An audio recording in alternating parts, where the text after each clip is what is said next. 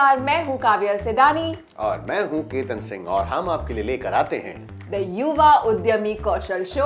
और आपको हम बताना चाहते हैं एक खास ऐप के बारे में जिसका नाम है द यस ऐप, जो आप प्ले स्टोर से अपने स्मार्टफोन पर डाउनलोड कर सकते हैं। प्ले स्टोर पर जाइए, वहां पर YESS ऐप टाइप कीजिए। जैसे वो आपको दिखाई दे, इंस्टॉल कीजिए और ऐप आपके फोन में होगा। और इसके फायदे क्या क्या हैं? बहुत सारे फायदे हैं केतन। इस ऐप से आप हमारे सवालों के जवाब हम तक पहुंचा सकते हैं, हमसे बात कर सकते हैं, रोमांचक ग्राफिक नॉवेल जीत सकते हैं और हमारे शो को दोबारा देख सकते हैं। ये सारी चीजें एक ऐप में बंद है जिसका नाम है यस ऐप YESS। आज ही डाउनलोड करें प्ले स्टोर से और हमारे साथ बने रहें। मैं हूं केतन सिंह और मैं काव्या सेदानी।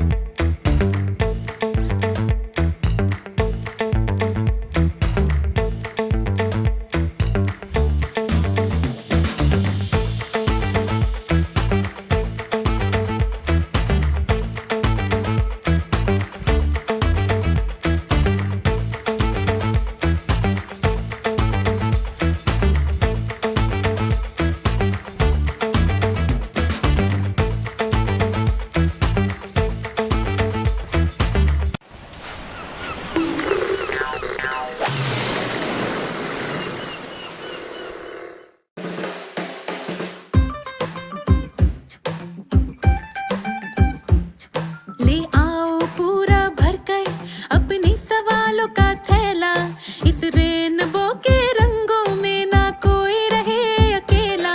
अरे स्कूल तक भी जाने की चिंता को कहो बाय बाय, यूं घर में लगेगा भैया अब तो दुनिया भर का मेला। ये सारे अक्षरों का नंबरों का क्या है झमेला, क्यों पोयम इतनी लंबी होता क्यों है कड़वा करेला। अपनी कहानी जो जी चाहे वो लिखे, ओहो स्कूल टीवी से अब समझे और सीखे। सपनों के बादल में उड़ जाए, नॉलेज के जंगल में खो जाए। सपनों के बादल में उड़ जाए।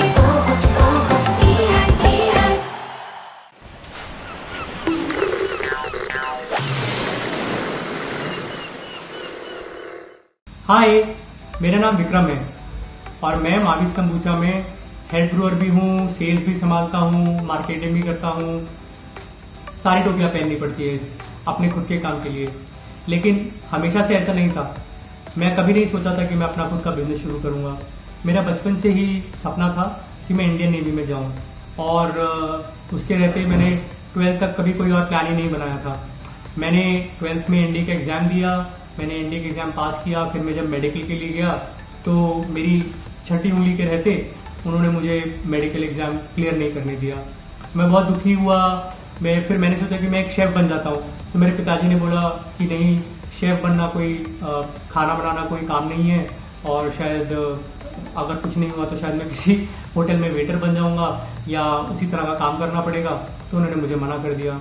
फिर मेरे पिताजी ने, उनको पता था कि मुझे नेवी का कितना शौक है, तो उन्होंने मुझे मर्चेंट नेवी की तरफ एक विज्ञापन देखकर अखबार के अंदर मुझे बताया और मुझे लगा कि शायद वो इंडियन नेवी जैसी ही होती होगी। ना मेरे परिवार में कोई नेवी में था और मैं भी कभी जहाज से पहले गया नहीं था।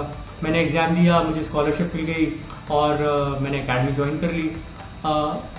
मर्चेंट नेवी और इंडियन नेवी में बहुत फ़र्क है, लेकिन मर्चेंट नेवी में मैं दुनिया के सबसे बड़े जहाज़ों पे रहा। मैंने वहाँ काम किया, मैंने 52 देश घूमे जहाज़ पे रहते रहते, तो मुझे वहाँ बहुत मज़ा आया।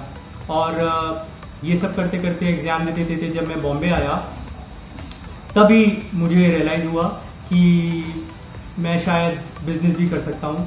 तो वही हमारी जर्नी रही यहाँ तक कि किस तरह से हम अपना, कभी सोचा नहीं था कि अपना बिजनेस शुरू करेंगे और आज हम अपना खुद का बिजनेस यहाँ कर रहे हैं, मैं और मेरी वाइफ मीनाक्षी।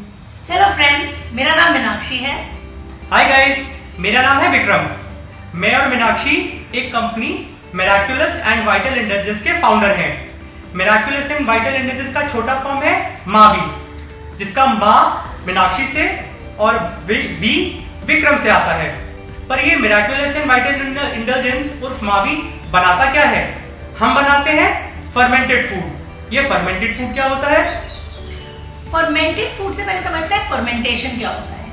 फर्मेंटेशन एक ऐसी प्रक्रिया है जो कि खाने में मौजूद जितनी भी चीनी होती है, शुगर होती है, उसको बदलता है हेल्दी एसिड्स और एंजाइम्स में, जो आपके पेट के लिए और सेहत के लिए बहुत अच्छा होता है।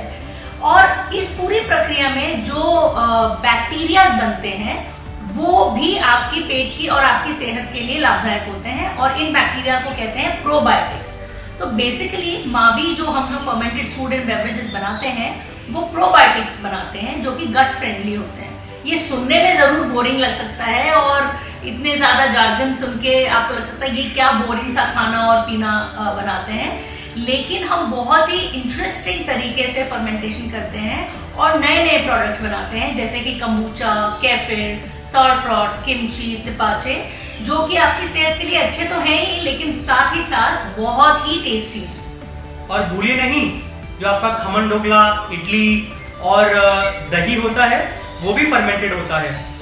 तो हम ये फर्मेंटेड फूड्स बनाते तो हैं, लेकिन हमने इस एरिया की पढ़ाई नहीं की है। मैंने अपनी पढ़ाई साइकोलॉजी में की, उसके बाद मैं कॉर्पोरेट में करीब 5-6 साल एक HR प्रोफेशनल की तरह काम कर रही थी।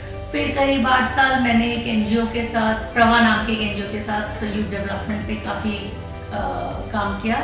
उसके बाद मैंने अपनी डॉग ट्रेनिंग की थोड़ी पढ़ाई की, और फिर मैं ये करने लगी। जिस तरह माशी कुछ और करती थी, मैं भी पहले मर्चेंट नेवी में सेकंड इंजीनियर था। फिर शादी हुई हमारी 2015 में। उसके बाद जब हम अपने दोस्तों के पास गए तो हमने वहाँ पहली बार कम्बुचा पिया। हमको बहुत अच्छा लगा और हमको काफ़ी डिफरेंट भी लगा। ऐसा पहले कुछ हमने कभी पिया नहीं था, तो हमने सोचा चलो इसको घर ले जाते हैं और घर पे बनाएंगे। तो उसी तरह से हमने जयपुर में जब हम रहा करते थे, हमने घर पे बनाना शुरू कर दिया। तो सिर्फ अपने लिए बनाते थे, मैं और मीनाक्षी, मम्मी, हम लोग सिर्फ घर वाले ही पिया करते थे। फिर 2018 में एक कोर्स के चलते मुझे बॉम्बे आना पड़ा, और मीनाक्षी को भी एक डॉग ट्रेनिंग कोर्स करना था। उसके लिए फिर हम लोग बॉम्बे आ गए। जब हम बॉम्बे आए तो हम अपने दोस्तों के यहाँ रुके हुए थे, और वहाँ भी कम्बुचा बनाते थे। बॉम्बे एक्चुअली हम 6 महीने रुकने वाले थे इस कोर्स के सिलसिले में। हम यहाँ 6 महीने रुकने वाले थे। तब हम यहाँ पे भी बनाते थे और दोस्तों को भी सर्व करते थे। तो उन दोस्तों को बड़ा अच्छा लगा। एक्चुअली उन्होंने काफी एनकरेज किया कि अरे, तो क्योंकि उन्होंने भी पहली बार ही पिया था, तो उनको भी काफी अच्छा लगा, और उन्होंने बहुत एनकरेज किया कि अरे इसका तो कुछ करना चाहिए, थोड़ा यू शुड गो कमर्शियल। तो आई थिंक जो पहला पुश है वो दोस्तों ने दिया। फिर हम अभी भी मुझे याद है 31 मार्च 2018 को हमने अपना पहला फार्मर्स मार्केट किया।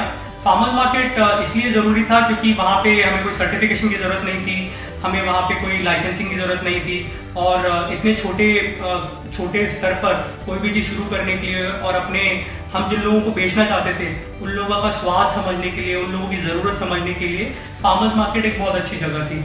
तो हमने बॉम्बे में पहली बार अपना एक फार्मर्स मार्केट अटेंड किया, और हमारे पास काफी समय होता था क्योंकि हम दोनों कोर्स करते थे। हमारे पास शाम को और काफी वक्त होता था, तो हमने ये सोचा कि चलो कुछ नहीं तो एक नया एक्सपीरियंस मिल जाएगा, और इस चलते हमारा कुछ नया सीखने को, नए लोगों से मिलना, कुछ नया हो जाएगा, ये सोचकर हमने पहला फार्मर्स मार्केट किया। तो वो फार्मर्स मार्केट का एक्सपीरियंस मुझे अभी भी याद है। अपने आप में काफी एंटरप्रेन्योरियल था। हमने काफी जुगाड़ करके सब काम किया। जब हम खुद के लिए बनाते थे तो घर में सिर्फ छोटे छोटे जार्स और बर्नियों में बना लेते थे, जैसे ये वाले इस तरीके की बर्नियों में बनाते थे, और बस इसी से ग्लास में निकाल के पी लेते थे। फिर उसके बाद जब हमको मार्केट जाना पड़ा तो बॉटल्स चाहिए थी, लेकिन बॉटल्स कहाँ से लाएं, पैसे मतलब क्यों लगाएं इनमें। तो पास में एक रेस्टोरेंट हुआ करता था, वहां से हम वहां गए। हमने उनकी जो कबाड़ में जाती हैं जो बोतलें, वो लेके आए, उनको धोया, उनको डिसइंफेक्ट किया, और ये हमारी पहली बॉटल थी जो इसमें वीरा लिखा हुआ है अभी भी। ये मतलब यूज्ड बॉटल्स में हम फार्मर्स मार्केट गए, और करीब पहले मार्केट में हम 45 बोतलें ऐसी लेके गए। और 3 साढ़े 3 घंटे के अंदर वो सारी बॉटल्स बिक गई और वी वर सोल्ड आउट। और लोग बाग बोल रहे थे अरे और ये तो बड़ा इंटरेस्टिंग है, कुछ और बताइए, कोई और फ्लेवर है क्या। तो वो पहला मार्केट हमारे लिए काफी इम्पोर्टेंट था। जब ये पहला फार्मर्स मार्केट करके आए तो मुझे विश्वास ही नहीं हुआ कि इतना अच्छा गया। और फिर हमने सोचा चलो अभी हमारे पास करीबन 4-6 महीने और हैं, उससे पहले कि हमारे एग्जाम और ये सब खत्म हो जाए, तो हमने सोचा चलो ये 4-6 महीने तो हम ये सब करके देखेंगे कैसा लगता है। तो हमने खुद को करीबन 6 महीने दिए ये देखने के लिए कि कुछ होता है क्या, और अगर कुछ होगा तो इसको हम कम से कम 1 साल तक करेंगे, ये हमने अपने मन में निर्णय ले लिया। और बिकॉज जरूरी था कि हम अपना नया बिजनेस शुरू कर रहे हैं नए शहर, अनजान शहर के अंदर, जहाँ हमारे पास कोई साधन नहीं था, हमारे पास ना लेबल्स थे। ये लेबल भी जो आपने देखा बॉटल पे, ये बहुत बाद में आया, करीबन 1.5-2 महीने बाद आया। ना हमारे पास, ना हम चाहते थे कि इसमें हम ऐसा कुछ पैसा डालें इस बिजनेस में जिसमें हमारा पैसा अटक जाए। तो ये सोचकर हमने करीबन 1 साल के लिए ये शुरू किया और काफी कुछ जुगाड़ से शुरू किया। और अब इसको करते हुए हमको करीबन 2.25 साल हो गए हैं। करीबन हम 7 शहरों में सप्लाई करते हैं, बॉम्बे, पूना, इंदौर, बैंगलोर, गोवा, अहमदाबाद, दिल्ली, इन सभी शहरों में हमारा सामान जाता है। और एक प्रोडक्शन यूनिट हमारा जयपुर में भी है। तो ये बहुत ही एक्साइटिंग रहा हमारे लिए ये सारा जर्नी। और हमने ये भी डिसाइड किया कि जब तक हम ये कर रहे हैं, पहले 1 साल हम दोनों ने अपना पूरा समय अपना जो है हमने कम्बुचा को दिया और इस कंपनी को दिया। और उस दौरान हमने अपने एग्जाम वगैरह और हमारी जो ट्रेनिंग, हम जो भी कुछ कर रहे थे अपनी जिंदगी में, हमने उन सबको थोड़ा साइड में रख दिया ताकि हम इस पर पूरा फोकस कर सकें। चलिए अब हम देखते हैं कि घर में पाए जाने वाले या घर में जो रेगुलर टाइप के जो फ्रूट्स आते हैं, जो फल आते हैं और जो सब्जियां आती हैं, किस तरह हम उनको फर्मेंट करके उनको प्रोबायोटिक बना सकते हैं। कैसे कोई भी चीज़ सेहत के लिए अच्छी और स्वादिष्ट भी हो, इसे कैसे किया जा सकता है। ठीक है, तो आज हम आपको 3 चीज़ें दिखाएंगे। सबसे पहले हम, क्योंकि गर्मी का मौसम है, तो हम किस तरह से तरबूज को इस्तेमाल करके एक बढ़िया सा ड्रिंक बनाया जा सकता है, कोल्ड ड्रिंक जैसा, वो हम ट्राई करेंगे। इसे कहते हैं वाटरमेलन तेपाचे। इसे बनाते हैं वाटरमेलन यानी कि तरबूज से। इसमें हम तरबूज के अंदर का पार्ट ही नहीं, जो तरबूज के अंदर का लाल लाल गूदेदार मीठा जो पार्ट होता है वो ही नहीं, हम इसके जो छिलके होते हैं हम उनका भी इस्तेमाल करेंगे। तो मैं जैसे अभी मैंने यहाँ कुछ छिलके आपके लिए रखे हैं, ये आप छिलके देख रहे हैं। इन छिलकों का ये जो ऊपर का हरा हरा भाग जो है वो हम इस तरह से चाकू से निकाल देंगे और देखेंगे। बाकियों का मैं पहले से ही निकाल के तैयार रखा है मैंने। ठीक है, इसके अलावा ये जो है, जो तरबूज के अंदर का भाग है, इसका भी हम थोड़े छोटे छोटे इसके हम टुकड़े कर लेंगे। ये देखिए, इस तरह से हमने इसके छोटे छोटे टुकड़े कर दिए। जरूरी नहीं कि एक जैसे हो, तरबूज काटते वक्त कुछ टुकड़े छोटे, कुछ टुकड़े बड़े होंगे, पर हम चाहते हैं कि ऐसा एक हमारे पास यहाँ 3 लीटर का एक जार है। इस 3 लीटर के जार में हम बनाएंगे, तो उस हिसाब से हमको देखना है कि टुकड़े इतने बड़े ना हो कि इसके अंदर घुस ना पाए, और हम चाहते हैं कि जार अच्छे से भर जाए। तो हम क्या करेंगे, सबसे पहले हम ये जो तरबूज के टुकड़े हैं, बड़े बड़े जो बाहर के छिलके वाले टुकड़े हैं जिनको हमने छीला हुआ है, इनको हम अंदर इस तरह से जमा देंगे।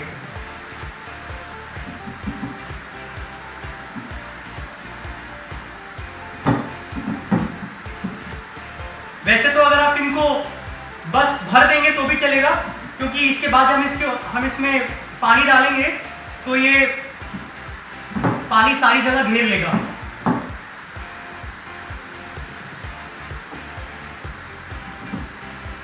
एक बात याद रखने की ये है कि ट्रेडिशनली जो ये हम बना रहे हैं वाटरमेलन तेपाचे तरबूज का, जो ये पहले मेक्सिको के अंदर पाइनएप्पल चूंकि बहुत होते हैं, वहाँ पे ये ज़्यादा पॉपुलर है, वहाँ ज़्यादा बनाया जाता था। लेकिन अब ये टेक्निक जो है, ये जो तकनीक है, ये अब बाकी फ्रूट्स, बाकी फलों के लिए भी हम अब यूज़ करने लगे हैं। तो इस तरह से हमने इसको, अपना जो भी हमारा बचा हुआ तरबूज था, हमने पूरा इसको यहाँ भर दिया है। ये छिलके और ये सब हमने अलग कर दिए हैं। इसके बाद इसमें हमको बहुत महत्वपूर्ण चीज़ जो रह गई है वो है चीनी। तो मैं एक सेकंड में चीनी लेके आता हूँ।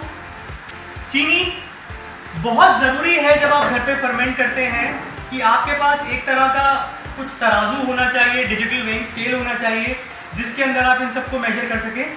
तो मैं सीधा इसी के अंदर मेजर कर दूंगा। ये मुझे पता है कि 3 लीटर का जार है और 3 लीटर जार के अंदर करीबन हमने 1 किलो के आसपास तरबूज डाला है और बाकी इसके अंदर हम पानी डालेंगे। तो 3 लीटर के हिसाब से इसके अंदर हम हर लीटर पानी के लिए करीबन 60 ग्राम चीनी डालेंगे। ठीक है, ये मैंने इसमें 120 ग्राम चीनी डाली है। अब मैं पानी लेकर 2 लीटर पानी यहां मैंने डाला है। अब इसको मैं हल्का सा इसका ढक्कन लगाकर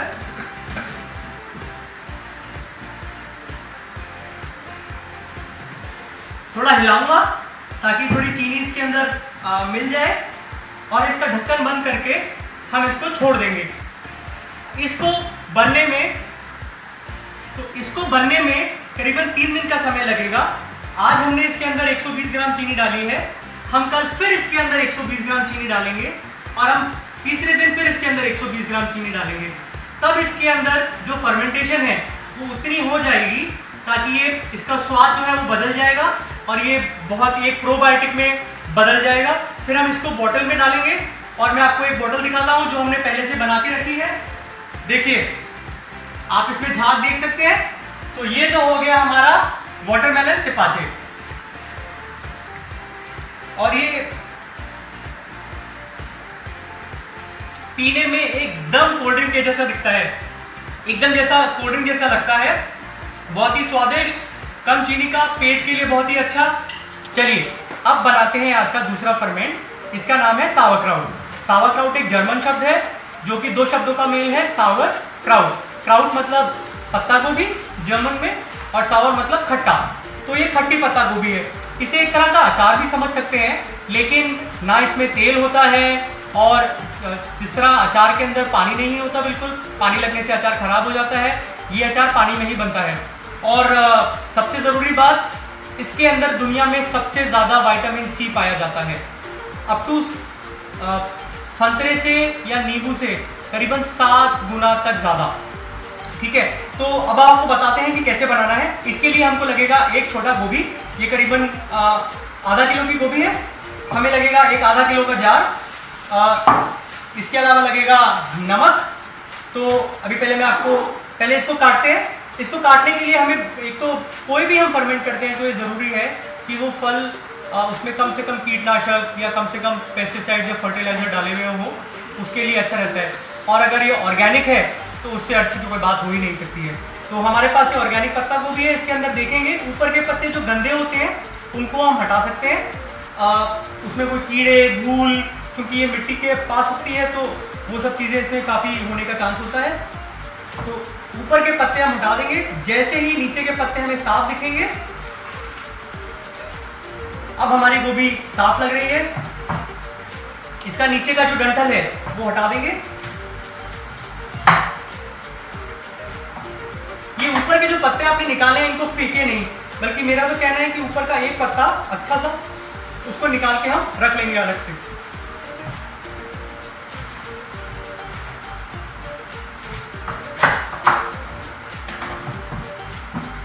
इसको हमको पतले पतले लीडों में काटना है।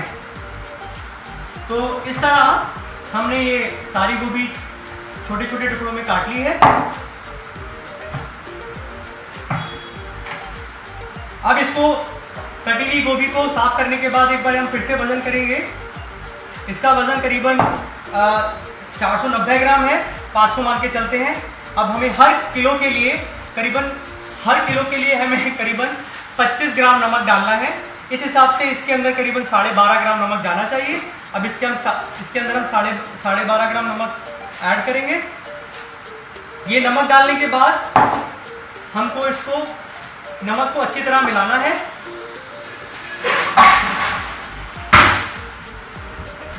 बड़े मर्तबान में ये काम आसानी से हो जाएगा। याद रखिए नमक लगाने के बाद, क्योंकि पत्ता गोभी करीबन 70% पानी होती है, जैसे ही आप नमक लगाएंगे तो ये पत्ता गोभी तो हमको इस तरह से तोड़ना है, हाथों से मसलना है। ऐसा करने से जो नमक है वो पत्ता गोभी के अंदर तक जाएगा और वो जो पानी है वो उसको बाहर खींचेगा। ऐसा करने के बाद हम इस पत्ता गोभी को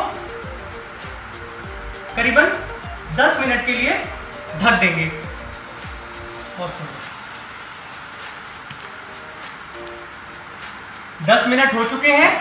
अब हम देखेंगे इस पत्ता गोभी को हमें किस तरह से भर के रखना है। इसे बनने में करीबन 7 दिन से 2 महीना, कितने दिन भी आप रख सकते हैं। जितना लंबा इसको रखेंगे उतना ही अच्छा उतनी ही ये पत्ता गोभी अच्छी होती जाएगी, उतनी ही पोटेंट होती जाएगी। तो इस तरह हमने जो आधा किलो का जार लिया था उसको लेंगे और ये इस तरह से इसके अंदर भरना शुरू करेंगे। और जैसे जैसे आप भरेंगे वैसे वैसे आपको इसको दबाते जाना है ताकि इसके अंदर जो एयर के पॉकेट्स हैं वो ना रहें।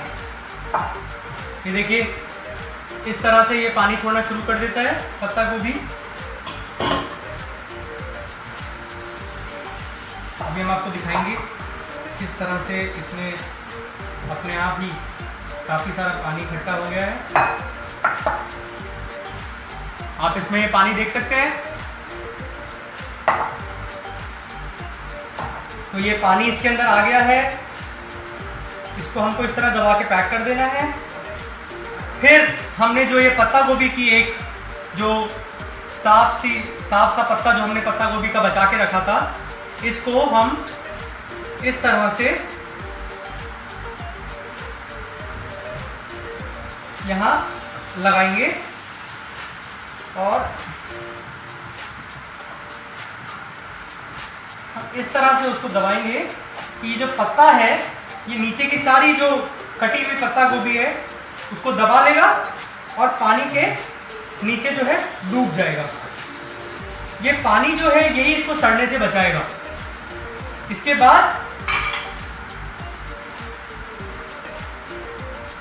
हम ढक्कन लेकर और इसको बंद कर देंगे ताकि इसमें ना हवा आ सके ना हवा जा सके। अब आप इसके अंदर पानी देख सकते हैं, जो ऊपर पानी है, और इसको हम अब छोड़ देंगे। धीरे धीरे इसके अंदर जो बैक्टीरिया हैं, जो अच्छे बैक्टीरिया हैं, वो इसमें लैक्टो फर्मेंटेशन करेंगे और लैक्टो फर्मेंटेशन होने से इस पत्ता गोभी के अंदर probiotics, vitamin B, vitamin C और बहुत सारे जो डाइजेशन के लिए अच्छे जो एंजाइम्स और एसिड होते हैं वो इसके अंदर आ जाएंगे और ये खाने में बहुत ही स्वादिष्ट और बहुत ही ज़्यादा सेहतमंद हो जाएगी। लेकिन इसको बनने में करीबन 7 से 10 दिन लगेंगे। इसको बस बंद करके रख देना है हमने। तो आज हम बनाएंगे एक और प्रोबायोटिक। एक प्रोबायोटिक जो हम बनाते हैं वो है क्वास। वो एक रशियन रेसिपी है, लेकिन आज हम कोशिश करते हैं उसी का एक इंडियन वर्जन बनाने की, जिसको कहते हैं कांजी। काफी लोगों ने सुना होगा, हमारे राजस्थान में, दिल्ली में सर्दियों में बड़ी अमेजिंग लगती है काली गाजर की कांजी। मुंह में पानी आ गया ये याद करते ही। लेकिन हम क्योंकि बॉम्बे के पास रहते हैं, काली गाजर यहाँ हमें नसीब नहीं होती, तो हमने बनाई है बीट रूट की कांजी, जो यहाँ पे बहुत ही आसानी से मिलती है। तो और बीट रूट की जो कांजी होती है वो बहुत बहुत हेल्दी होती है, आपकी बॉडी की इम्यूनिटी बढ़ाती है। इम्यूनिटी मतलब आपकी शरीर की रोग प्रतिरोधक क्षमता बनाती है। इस कांजी में vitamin A, vitamin B, vitamin C, iron, folates ये सब होते हैं, जो जैसा कि मैंने कहा कि इम्यूनिटी बढ़ाती है। और इसका जो रंग है, हम जब बनेगा तो आप देखेंगे कि बहुत ही लाल, सुर्ख लाल होता है, बिल्कुल खून की तरह। और इसलिए इसका नाम ब्लड टॉनिक भी है, क्योंकि ये आपके खून को बहुत साफ और हेल्दी बनाता है। तो आज हम बनाएंगे एक 3 लीटर का जार में हम 3 लीटर के आसपास कांजी बनाते हैं। इस बीट रूट को मैंने बहुत अच्छे से धो के साफ करके बहुत बारीक टुकड़े छील के बहुत बारीक पीसेस काटे हैं। आप चाहें तो एक्चुअली इसको ग्रेट भी कर सकते हैं, वो बहुत ही आसान होता है। जो मैं आज बता रही हूँ वो एक बहुत ही बेसिक रेसिपी है, आप चाहें तो इसमें और भी मसाले मिला सकते हैं। तो ये 3 लीटर के जार में मैंने करीबन 450 ग्राम बीट लिया है, जिसमें मैं 2 चम्मच राई सरसों जो होती है पीस के इसके अंदर डाल रही हूं और 2 चम्मच नमक। की जो एक बार अगर आप इसको बनाएंगे और उसके हिसाब से आप अपनी इसकी रेसिपी और अमाउंट चेंज कर सकते हैं, और इसको बहुत ही अच्छी तरीके से मिलाना है। आप अगर चाहें तो इसमें अदरक मिला सकते हैं, लहसुन मिला सकते हैं, काफी लोग मिर्ची मिलाते हैं अपने टेस्ट के हिसाब से, काफी लोग धनिया भी मिलाते हैं, तो आप अपने हिसाब से। ये जो जैसे मैंने कहा, ये एक बहुत ही बेसिक वर्जन है। इसको मिलाने के बाद हम इसको इस जार में डाल देंगे।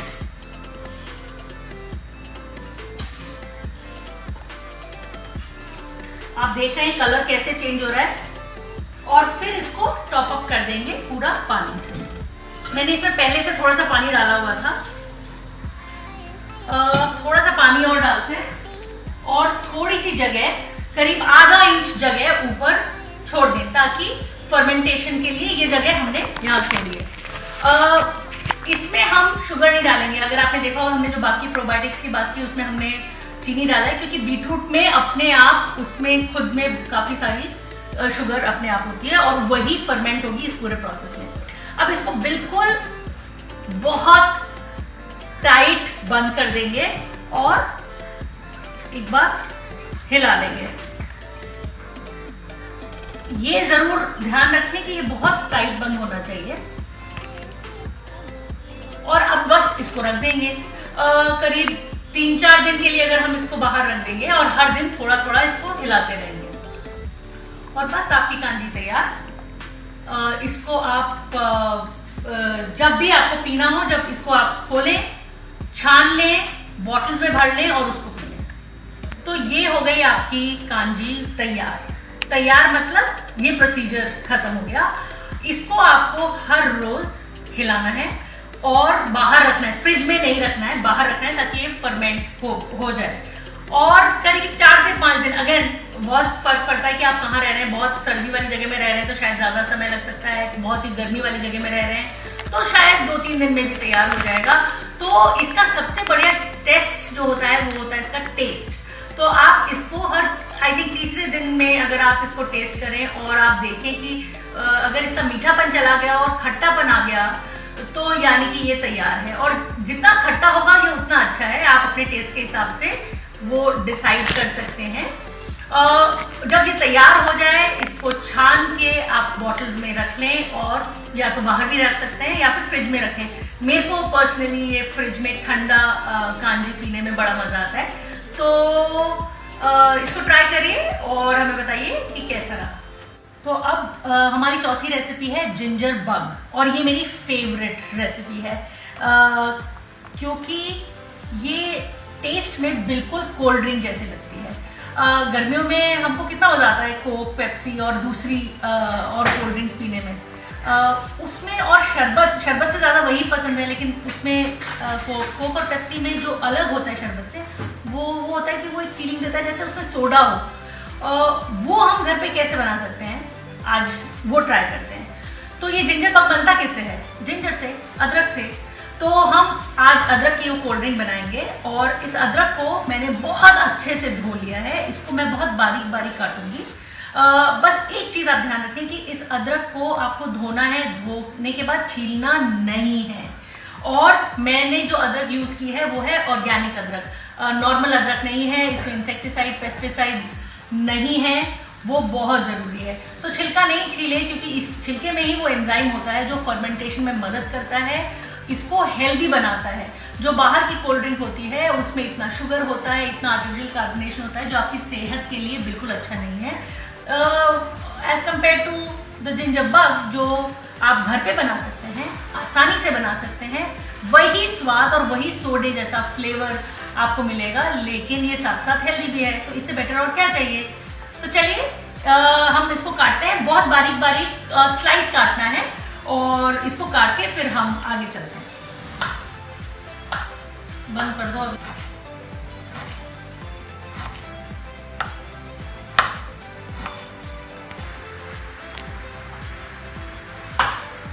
तो ये हमारी अदरक कट के तैयार हो गई है। ये है मेरा 7 लीटर का जार। देख लीजिए, मैंने बाकी सब 3 लीटर के जार में बनाए हैं, लेकिन ये क्योंकि मेरा फेवरेट ड्रिंक है तो ये मैंने 7 लीटर का लिया। तो मैंने ये 7 लीटर का जार लिया है। जैसा कि मैंने कहा था कि ये मेरा फेवरेट ड्रिंक है, इसलिए मैं इसको बड़े जार में बना रही हूँ। और इसमें हमको अब डालना है वापस, ये एक बहुत ही बेसिक रेसिपी है, इसमें आप और भी चीज़ें मिला सकते हैं, लेकिन इसमें हमको अब जो डालना है वो सिर्फ है अदरक और चीनी। मैंने हर 1 लीटर पानी में करीब 1 इंच अदरक का टुकड़ा और उसके पीसेस करके डाले हैं, और हर लीटर में करीब 30 ग्राम चीनी। तो ये हम इसमें डाल देंगे।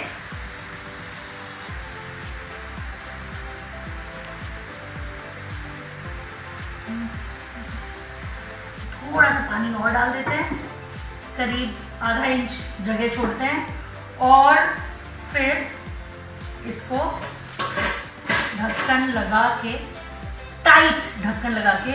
एक चीज़ का ध्यान रखना बहुत ज़रूरी है, जितनी भी हमने रेसिपीज दिखाई हैं इसमें हवा के लिए, हवा अंदर जाने के लिए कोई जगह ना बचे। तो अगर आपको लग रहा है कि ढक्कन इतना टाइट नहीं है तो ऊपर कोई प्लास्टिक या किसी भी चीज़ से उसको बिल्कुल ढंग से टाइट बंद कर दीजिए और उसके बाद ढक्कन को लगाएं। देखिए बिल्कुल टाइट होना चाहिए, नहीं तो फर्मेंटेशन होगा नहीं। तो ये तैयार करने के बाद यही प्रोसेस, यानी इतना ही अदरक और इतनी ही चीनी आपको कल भी डालनी है, परसों भी डालनी है, करीब 3 से 5 दिन तक यही इतना अमाउंट इसमें डालते रहना है। और जैसे कि मैंने कहा कि 3 से 5 दिन, क्यों, डिपेंड करता है आप कहाँ रह रहे हैं। अगर बहुत गर्मी वाली जगह में रह रहे हैं तो जल्दी तैयार हो जाएगा, और जहाँ ज़्यादा इतनी गर्मी नहीं है वहाँ इसको टाइम लग सकता है। लेकिन इसका सबसे बेस्ट टेस्ट क्या है, टेस्ट। तो हर दिन जब आप इसमें सामान डाल रहे हैं तब आप इसको थोड़ा चख भी लें, ताकि आपको समझ आ जाए हाँ ये तो मैं पी सकता हूँ। ये ध्यान रखें कि जो भी आप टेस्ट करेंगे फाइनल प्रोडक्ट में उससे कहीं ज़्यादा सोडा वाला टेस्ट या सोडा वाला फ्लेवर आएगा। तो आप ये ना सोचिए अरे ये तो इतना वीक लग रहा है, कोई बात नहीं। तो यही 3 से 5 दिन तक करें। चीनी इतनी जा रही है, डरे नहीं, क्योंकि ये चीनी फर्मेंट हो जाएगी। तो हाँ, जो बाहर सोडा मिलता है उसमें बहुत सारी चीनी होती है जो फर्मेंटेड नहीं होती है, इसलिए आपकी सेहत के लिए अच्छी नहीं होती है। ये जो चीनी है आप इतना डाल रहे हैं, डरे नहीं, ये फर्मेंट हो जाएगी और ये आपकी सेहत के लिए बहुत ही अच्छी कोल्ड ड्रिंक है। कोल्ड ड्रिंक सेहत के लिए अच्छी, तो ये शायद मैंने पहली बार सुना है, लेकिन जब से मैं इसको बना रही हूँ, मैं ऑलमोस्ट हर हफ्ते इसको बनाती हूँ और हमारे घर में सब इसको बड़े ही चाव से पीते हैं। एक और चीज़ कि इसको आप किसी भी ये तो मैंने अदरक का बनाया है, आप कोई भी फ्रूट इसमें डाल के इसी प्रोसेस को आप अपना सकते हैं। जैसा कि हम लोगों ने एक सिपाचे बनाया था, आप ये देखिए इसमें झाग आने लग गया। ये भी एक बहुत बढ़िया टेस्ट होता है कि ये देखिए झाग आ रहा है। मैं इसको, अगर आप देखें इसमें से ये बुलबुले उठ रहे हैं, तो इसका मतलब ये काम कर रहा है, फर्मेंट हो रहा है। तो जैसा मैंने कहा कि क्योंकि मुझे अदरक अच्छा लगता है इसलिए मैंने अदरक यूज किया है। आप चाहें तो कोई भी और फ्रूट जो उसमें मिल रहा है, अमरूद मुझे बहुत पसंद है, आप अमरूद का बना सकते हैं। एक्चुअली इस प्रोसेस को और थोड़ा जल्दी करने के लिए आप चाहें तो इसमें दही का पानी, जो दही छानते हैं और जो थोड़ा पानी निकलता है, 3 से 4 चम्मच अगर वो आप इसमें डाल देंगे तो और भी जल्दी तैयार हो जाता है। तो ये जार आपका तैयार हो गया है। 3 से 5 दिन के अंदर ये तैयार हो जाना चाहिए। जैसे कि मैंने कहा कि इसका सबसे बेस्ट टेस्ट है टेस्ट। हर दिन जब आप इसमें सांभर, चीनी और अदरक डाल रहे हैं, टेस्ट करके देखिए। अगर आपको लगता है कि ये तैयार है तो आप इसको छान के बोतल में रख सकते हैं और उसको सीधे फ्रिज में डाल के पी भी सकते हैं। लेकिन अगर आपको और ज़्यादा सोडा चाहिए, जैसे कि बाहर की कोल्ड ड्रिंक्स में होता है, तो आप उस बॉटल को वापस बाहर 1 दिन 2 दिन, डिपेंड करता है आपको कितना ज़्यादा सोडा चाहिए, उसको रहने दें फ्रिज के बाहर और 1-2 दिन के बाद उसको फ्रिज में रख दें और ठंडा करें और उसको पिए। मैं आपको एक बॉटल जो हमने बना के रखी हुई है, मैं वो आपको दिखाती हूँ। तो ये एक बॉटल है जिसको हमने पिछले हफ्ते बनाया था। 2 दिन इस जार से निकाला, 2 दिन बाहर रखा इस बॉटल को और फिर फ्रिज में डाला। तो ये है वो तैयार बॉटल और मैं वो आपको खोल के दिखाती हूँ।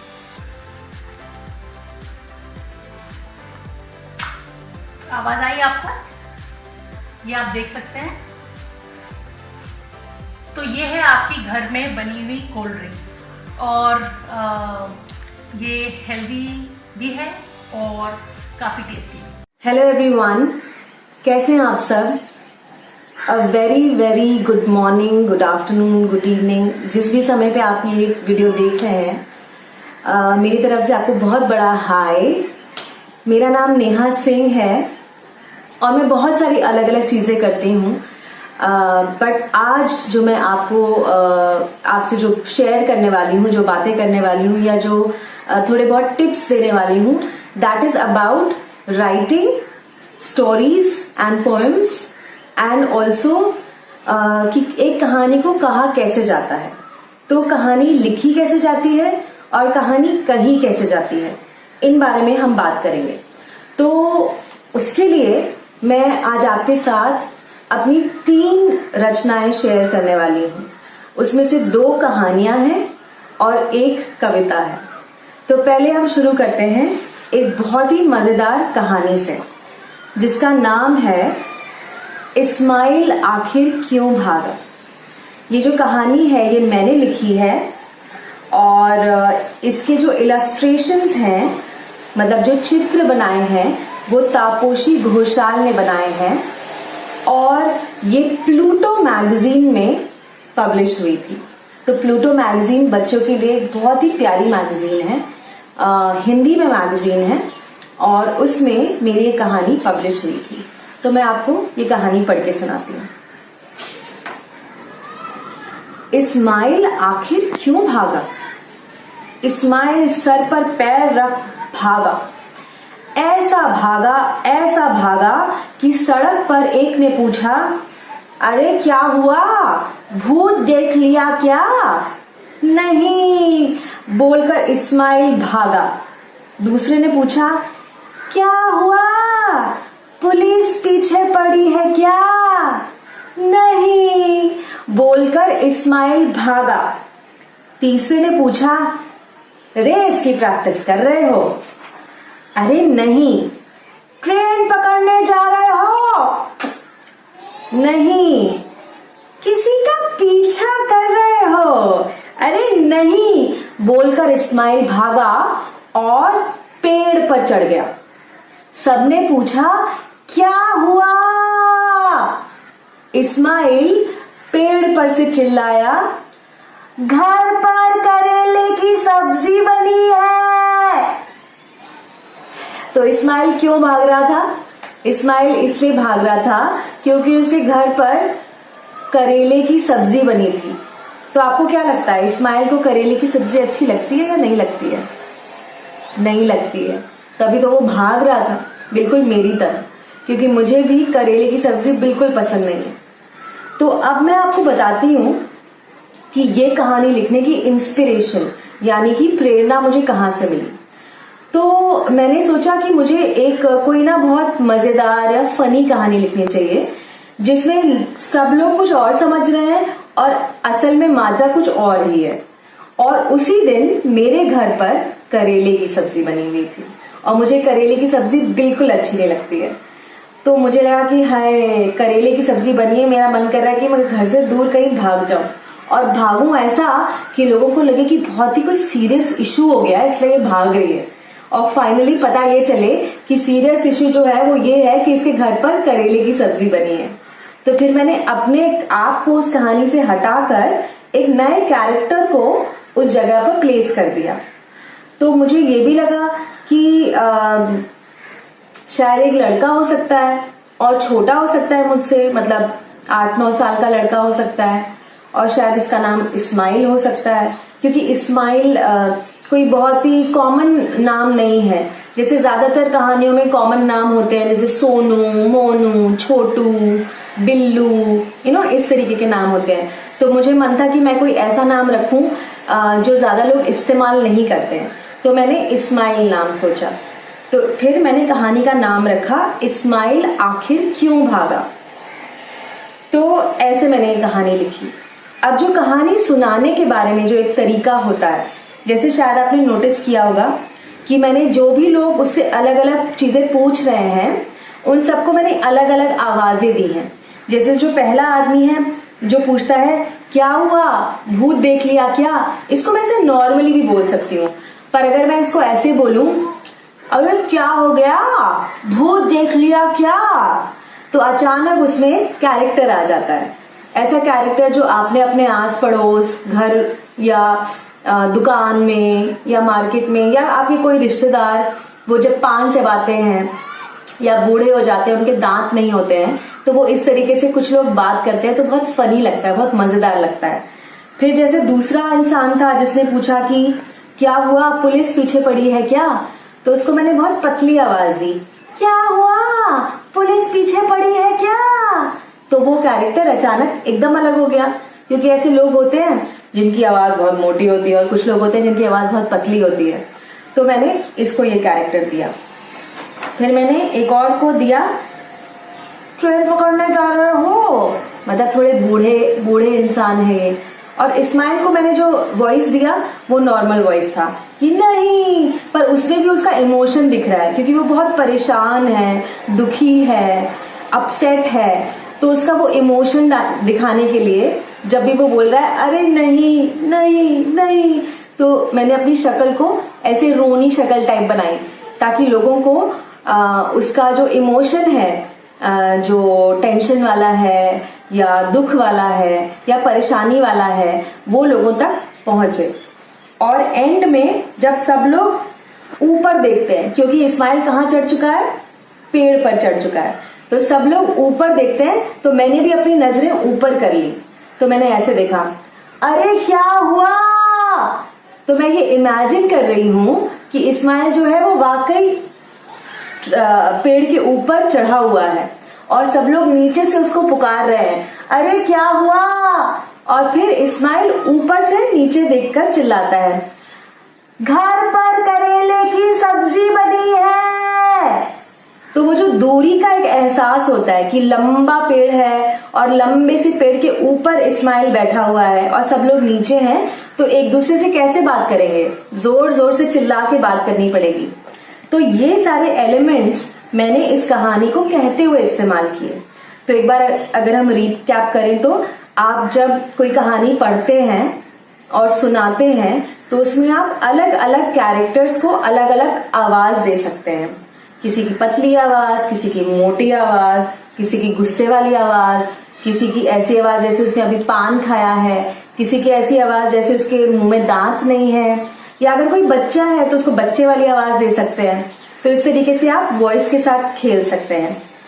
और दूसरा, जो आप इमोशन दिखाते हैं, जैसे इसमें इस्माइल परेशान है तो हमने उसका इमोशन उसकी वॉइस में डाल दिया, तो उसको परेशानी वाली आवाज दी हमने। और जो तीसरी चीज हमने की वो ये थी कि जब इस्माइल पेड़ के ऊपर चढ़ गया तो हमने वो एक विजुअल इफेक्ट दिया कि पेड़ बहुत लंबा है, उसके ऊपर इस्माइल बैठा हुआ है और नीचे ऊपर जो बातचीत चल रही है उसमें हमने अपने सर को नीचे ऊपर किया और आवाज को भी हमने तेज किया, जैसे कोई दूर से पुकार रहा हो। तो ये 3 टिप्स इस कहानी के लिए। ये कहानी थी इस्माइल आखिर क्यों भागा, जो प्लूटो मैगजीन में छपी थी। अब इसी प्लूटो मैगजीन में से मैं आपको अपनी एक लिखी हुई कविता सुनाती हूँ।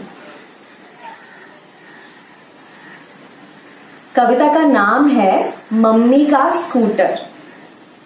स्कूटर पे निकली मम्मी की सवारी, मम्मी है हल्की और हेलमेट है भारी, पछाड़ा है ट्रक को, पछाड़ी है लारी, ऐसी दबंग है मम्मी हमारी कि स्कूटर भी समझे है खुद को फेरारी। एक बार और, स्कूटर पे निकली मम्मी की सवारी, मम्मी है हल्की और हेलमेट है भारी, पछाड़ा है ट्रक को, पछाड़ी है लारी, ऐसी दबंग है मम्मी हमारी कि स्कूटर भी समझे है खुद को फेरारी। तो ये जो कविता है ये भी छपी है प्लूटो मैगजीन में, और इसके चित्र मैं आपको अभी दिखाती हूँ चित्र कैसे हैं। वो बनाए हैं सागर अरणकले ने। तो अब ये इस कविता के पीछे की क्या कहानी है? कहानी ये है कि हम ज्यादातर जो कविताएं और कहानियां लिखते हैं या पढ़ते हैं या देखते हैं, उसमें जो औरत और आदमी के जो एक जेंडर स्टीरियोटाइप होते हैं, ठीक है, जैसे ज्यादातर कहानियों में हम दिखाते हैं कि जो मम्मी हैं वो खाना बना रही हैं, है ना, या फिर बच्चों की देखभाल कर रही हैं, बच्चों को सुला रही हैं, या फिर सब्जी काट रही हैं, या फिर कपड़े सिलाई कर रही हैं, है ना। ये सारे हमको लगता है ये औरतों के काम होते हैं। और आदमियों के क्या काम होते हैं? बाहर जाना, नौकरी करना, पैसे कमाना, स्कूटर चलाना, कार चलाना, ये सब हम आदमियों के स्टीरियोटिपिकल रोल्स दिखाते हैं। ज्यादातर कहानियों में, कविताओं में ऐसा दिखाया जाता है, जिससे मैं बिल्कुल भी अग्री नहीं करती, मैं बिल्कुल इसको स्वीकारती नहीं हूँ। मुझे लगता है कि औरतें भी वो सारे काम कर सकती हैं और आदमी भी सारे काम कर सकते हैं। जैसे औरतें स्कूटर चला सकती हैं, कार चला सकती हैं, ट्रक चला सकती हैं, बाहर जाके कमा सकती हैं पैसा, मुश्किल से मुश्किल काम कर सकती हैं। आर्मी में औरतें हैं, एयरफोर्स में औरतें हैं, हमारे जितने भी प्रोफेशंस हैं उन सब में औरतें हैं, है ना। और आदमी भी बहुत अच्छा खाना पका सकते हैं, बच्चों की देखभाल कर सकते हैं, कपड़े सिल सकते हैं, गार्डनिंग कर सकते हैं, घर पर रहकर बच्चों की देखभाल कर सकते हैं। तो ये सारे जो रोल्स हैं वो हमने ऐसे बांध दिए कि आदमियों के ये रोल होते हैं, औरतों के ये रोल होते हैं। तो जरूरी है कि हम ऐसी कविताएं, ऐसी कहानियां लिखें जिसमें ये जो रोल्स हैं ये मिक्स हो जाए, ताकि जो आप जैसे बच्चे हैं या आपसे भी जो छोटे बच्चे हैं उनको कभी ये ना लगे कि ये तो लड़की होके देखो क्या लड़कों वाले काम कर रही है, या ये लड़का होके देखो लड़कियों वाले काम कर रहा है। तो इस वजह से मैंने ये कविता लिखी, क्योंकि इसमें मम्मी जो है वो क्या चला रही है? वो चला रही है स्कूटर। और वो कैसे चला रही है? धीमे धीमे चला रही है या तेज चला रही है?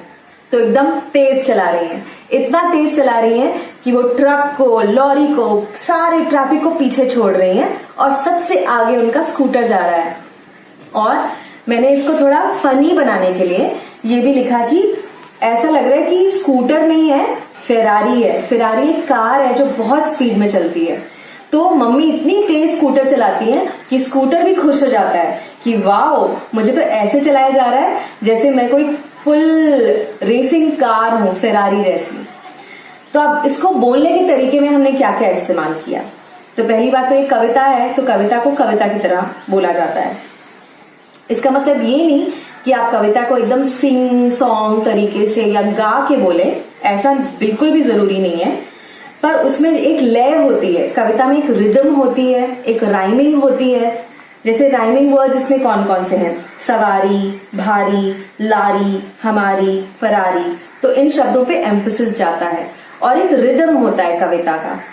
तो मैंने जैसे बोला कि मम्मी है हल्की और हेलमेट है भारी, तो हल्की में मैंने अपनी आवाज को भी हल्का कर लिया और भारी बोलते समय मैंने अपनी आवाज को भी भारी बना दिया। उसके बाद पछाड़ा है ट्रक को, पछाड़ी है लारी। तो उस समय मैंने इस तरफ देखा जैसे कि मेरे सामने से ट्रक या लॉरी असल में गुजर रही है, ठीक है। तो मैंने कहा पछाड़ा है ट्रक को, पछाड़ी है लारी। फिर मैंने बोला ऐसी दबंग है मम्मी हमारी। तो जो दबंग मम्मी है, मतलब बहुत ही ब्रेव और ताकतवर मम्मी है, उनका मैंने एक्शन दिखाया ताकतवर होने का, कि स्कूटर भी समझे खुद को फेरारी। तो ये एंड में जो पंच आया है ना, कि स्कूटर भी समझे खुद को फेरारी। तो इसको आप अपनी वॉइस में, अपनी स्माइल से और अपने हाथ के जेस्चर से ज्यादा इफेक्टिवली आप इसको पहुंचा सकते हैं। तो ये कविता थी मम्मी का स्कूटर। इसके चित्र बनाए हैं सागर अरणकले ने और ये भी छपी है प्लूटो मैगजीन में। तो अब आती है चैलेंज की बारी। तो मैंने आपको अभी एक कविता और एक कहानी सुनाई और मैंने आपको बहुत सारे स्टोरी टेलिंग के स्किल्स बताए, राइट? कि आप अपने आवाज किस तरीके से बदल सकते हैं कैरेक्टर्स के हिसाब से, आप कैसे विजुअल्स को अपनी कहानी में बता सकते हैं कि किस तरीके के अलग अलग आप विजुअल्स बना सकते हैं, आप इमोशन के हिसाब से अपनी कहानी के जो किरदार हैं उनकी आवाजें अलग अलग इमोशन के हिसाब से बदल सकते हैं, और आपकी कहानी किस मूड की है, मतलब फनी है या सीरियस है या भूत की है या सस्पेंस वाली है, तो उस हिसाब से आप कहानी बताते हैं। तो अब आपका चैलेंज ये है कि आपको अपनी पसंद की कोई भी एक कहानी या फिर कविता लेनी है और उसको ये सारे स्टोरी टेलिंग स्किल्स इस्तेमाल करके आपको किसी को भी सुनानी है। आपके पेरेंट्स, आपके ग्रैंड पेरेंट्स, आपके भाई बहन, आपके कुत्ता बिल्ली, कोई पेड़ या पड़ोसी, जिसको भी चाहे आपको कहानी सुनाइए। और जब आप कहानी सुना रहे होंगे बिल्कुल अपने मजेदार वाले अंदाज में, तो उसका एक वीडियो बनाइए और वीडियो हमारे साथ शेयर कीजिए। तो वो आपकी एंट्री होगी और आपको एंट्री कैसे करनी है वो इस वीडियो में आपको बताया जाएगा। आप सभी बच्चों से यह अनुरोध है कि आप भी इस प्रतियोगिता में हिस्सा लीजिए और अपनी एंट्रीज को हमारे पास भेजिए। आप अपनी एंट्रीज हमें 3 तरीकों से पहुंचा सकते हैं। पहला, व्हाट्सएप द्वारा इस नंबर पर भेज सकते हैं।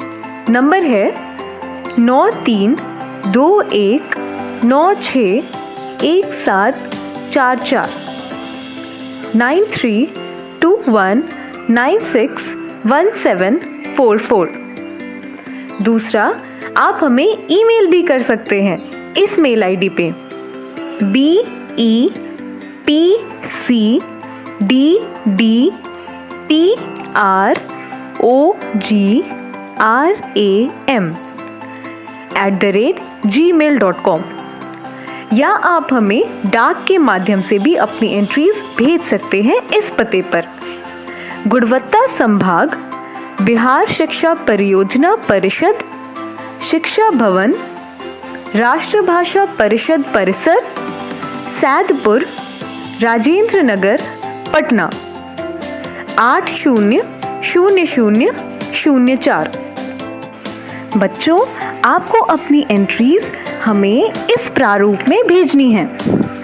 सबसे पहले विद्यार्थी का नाम, फिर विद्यालय का नाम, उसके बाद कक्षा और एकदम अंत में जिला।